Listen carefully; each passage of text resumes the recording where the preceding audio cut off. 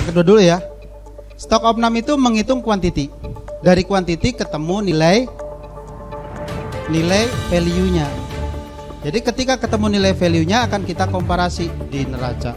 Ketika nilainya lebih rendah daripada nilai sebelumnya, maka terjadi biaya. Ketika nilainya lebih tinggi daripada nilai sebelumnya, terjadi pengurang biaya. Seperti itu. Nah,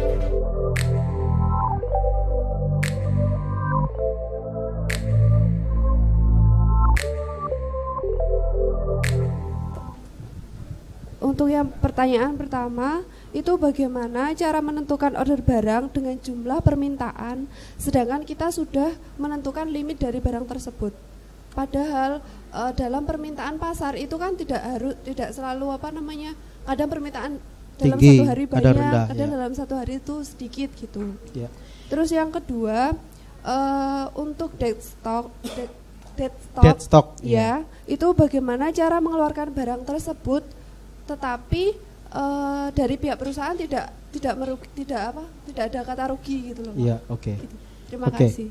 Baik. Yang pertama ya, yang harus diperhatikan dalam proses aktivitas tadi itu kita selalu memperhatikan berbagai macam hal-hal yang kita akan hadapi. Makanya kalau misalnya kondisinya itu seperti yang Ibu sampaikan tadi, di situ ada komunikasi antara marketing dengan orang-orang PPIC. Marketing harus bisa melihat apa yang akan terjadi dalam waktu yang semakin jauh ke depan. Kalau marketingnya itu kagetan itu gini, tiba-tiba besok dapat order, gitu. Terus kemudian marketingnya ngeyel. Marketing nanti ada tuh, marketing versus supply chain. Nah, nanti kita bahas di situ aja, Bu. Jadi ada pertarungan antara marketing sama supply chain. Marketingnya itu selalu pakai andalan gini. Ya gimana Pak, ini kan rezeki dari jalan yang nggak disangka-sangka gitu. Min khaisulaya tasib nih, ditolak nggak enak gitu. Diterima repot perusahaan. Nah, itu nanti ada pertarungan di situ. Itu nanti kita bahas lebih detail. Nah, yang kedua terkait masalah dead stock. Dead stock itu gini Bu, logikanya itu gini. Barang itu kan punya nilai, ya enggak? Barang punya nilai, itu sebenarnya dia punya teman juga. Contoh. Saya punya barang 100 item. Ketika dibeli, begitu berhasil dijual, laku 90 item. Dan masing-masing item saya ngambil untung katakanlah 40% dari nilai. Jadi markup ya. Bedakan margin sama markup ya. Markup itu menaikkan harga dari nilai basic, margin itu komponen antara dari nilai jual dengan nilai modalnya. Nah, di markup 40%, berarti kalau belinya 10.000 dapat untung 4.000. Untuk 90 kali, kan gitu ya. Nah, 90 kali 4.000 itu sebenarnya kan untungnya udah lumayan gede. Maka 10 itu kalau bisa laku dijual senilai 10.000 aja, kita masih dapat mempertahankan keuntungan 90 kali 4.000. Tapi kalau kita lepas semua, kan tinggal kita konversi. Keuntungan yang udah diambil sama teman-temannya itu sebenarnya bisa untuk mensubsidi silang barang yang ketinggalan di perusahaan kita. Jadi barang yang di perusahaan kita itu bisa kita hilangkan sama sekali tanpa dijual pun perusahaan belum tentu rugi. Kenapa? Untungnya udah diambilin sama teman-teman seperjuangannya dia yang udah meninggalkan medan pertempuran. Jadi barang yang ada ini sebenarnya sisa-sisa yang untungnya sudah dimakan sama temannya duluan. Sehingga kalau ini dirilis, dilepas, itu ada potensi nggak rugi juga. Makanya hitung-hitungannya kita mainkan. Nah, perbandingannya itu begini Bu. Barang saya pertahankan di perusahaan resikonya apa, kosnya berapa, barang saya lepas dengan cara apa, maka saya harus membebankan itu seperti apa. Barang kalau di dalam perusahaan sudah pasti dia kos, tapi ada yang kosnya kecil, ada yang kosnya besar. Yang kosnya kecil banget kita bisa tahan dulu deh, siapa tahu nanti laku. Tapi kita tentukan, siapa tahu nanti laku itu harus ada targetnya. Kalau sampai 3 bulan gak laku-laku, maka engkau harus keluar dengan bagaimanapun, misalnya kayak gitu. Nah, lebih baik disedekahkan sebelum barang itu rusak. Sedekahnya kemana? Banyak Bu, kalau mau nyedekahkan. Jadi sedekahkan. Ini barang nggak laku, sedekahkan. Barang nggak laku, sedekahkan. Dijamin bisnis Ibu akan lebih bagus. Tapi kalau ini barang nggak laku, ditahan, malah nggak laku. Jadi metodenya kalau saya barang nggak laku lebih dari 3 bulan, sedekahkan. Tentunya cara menyedekahkannya bisa beda-beda. Kenapa kok nggak dilakukan? Ini bahan kimia berbahaya Pak, gimana cara menyedekahkannya gitu kan? Repot juga. Yuk yang lain silakan. Jadi ada panti asuhan diberi permisi. Apa itu Pak? Bom. Loh buat apa? Ini stok nggak terjual.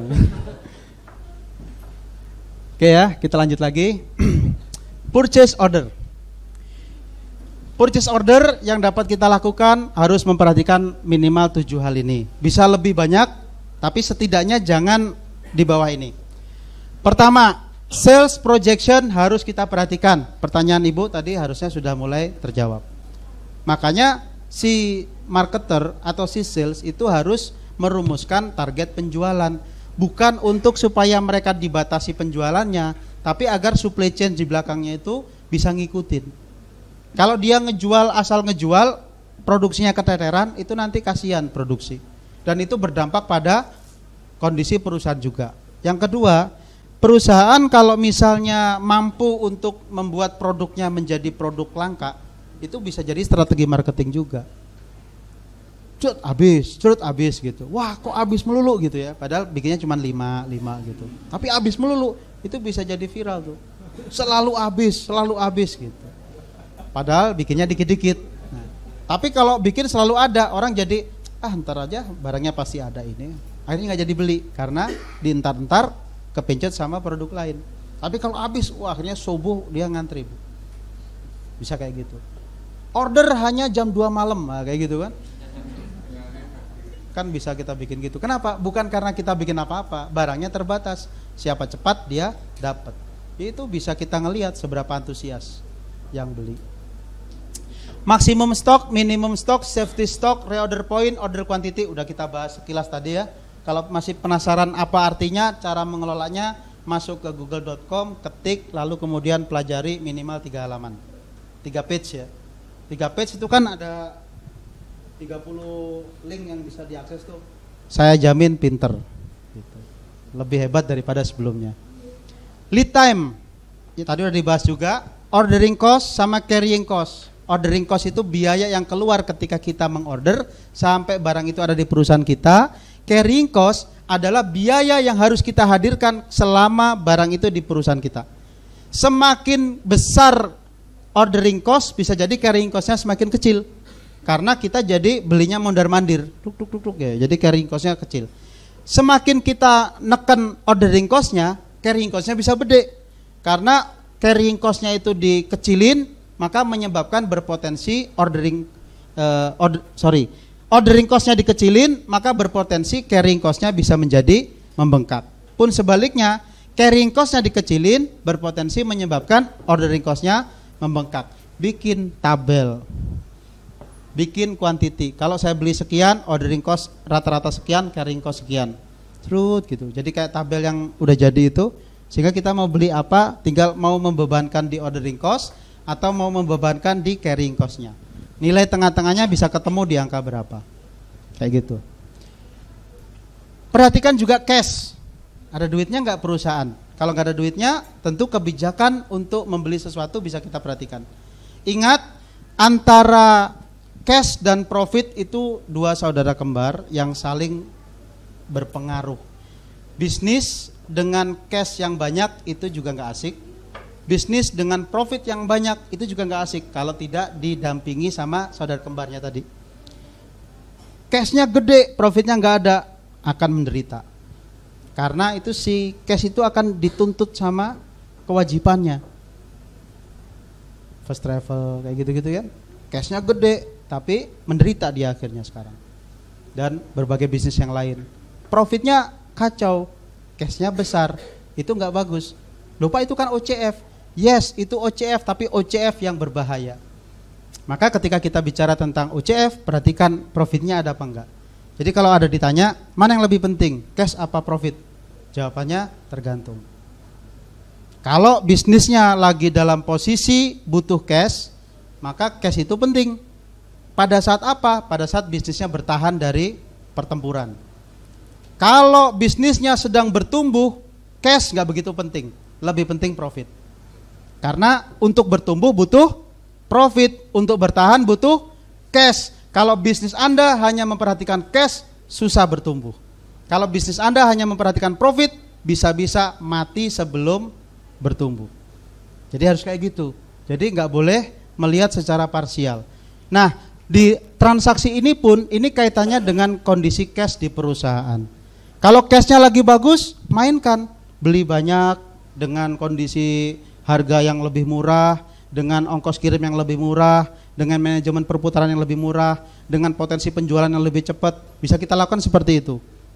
Tapi kalau cashnya lagi nggak bagus, kita bisa beli dengan cara tempo, kita bisa beli dengan cara sedikit-sedikit, sehingga cashnya dapat mengcover proses itu. Nah, jadi prosesnya memperhatikan itu. Lalu account payable harus kita perhatikan, ingat, account payable adalah utang. Berarti kalau utangnya udah kegedean juga harus hati-hati. Apakah perusahaan bisa mengcover itu apa tidak? Supplier agreement, kesepakatan dengan supplier seperti apa, maka kita bisa menentukan model purchase ordernya seperti apa. Masalah yang sering terjadi di purchase order, tidak memiliki rumusan purchase order yang tepat, data stok yang tidak akurat, rencana estimasi jualan yang juga tidak akurat, pasar yang unpredictable banget, gudang yang nggak teratur, ya gudangnya ibu yang mungkin belum tentu clear, ya barang-barang nggak jelas manajemen pengkategoriannya, asal taruh, asal tumpuk, nah itu biaya semua itu.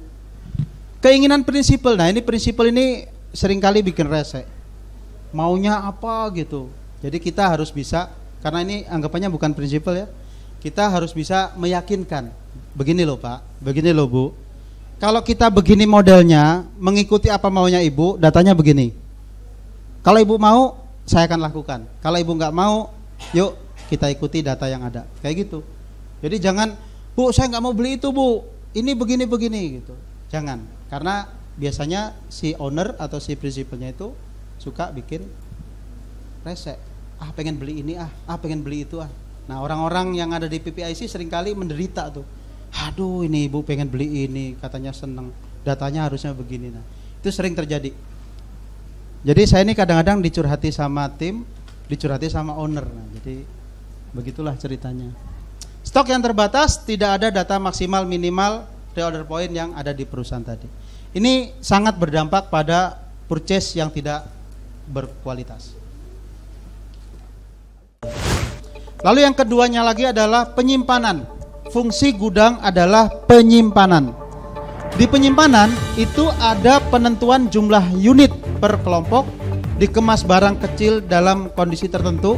Contoh misalnya gini, barang itu ketika dibeli karungan, ketika dipakai kiloan. Maka prosesnya harus ada, disimpan mau dalam bentuk karungan atau disimpan dalam bentuk kiloan, itu orang gudang yang bertanggung jawab. Contoh lagi,